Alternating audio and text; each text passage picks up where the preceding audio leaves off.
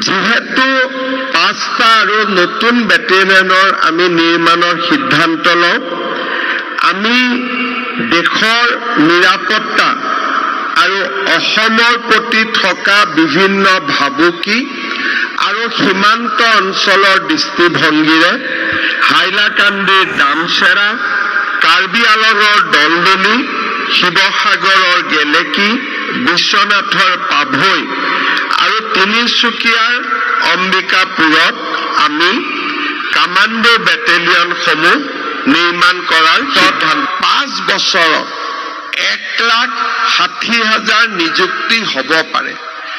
আমি কেতিয়াও ভাবা নাছিলো যে আমাৰ ৰাজ্যত 5টাকৈ নতুন কামাণ্ডো বেটেলিয়ন হ'ব পাৰে। যোৱাকালি মই ঘোষণা কৰিছো যে অহা 10 মাৰ্চত অৰুণোদয় পোৱা 40 লাখ পৰিয়ালক এদিনতে সকলোৰে অম্বিকাপুৰত 6ষ্ঠ আছাম কামাণ্ডো বেটেলিয়নৰ হেডকোৱাৰ্টাৰৰ আমি শুভ উদ্বোধন কৰিলোঁ।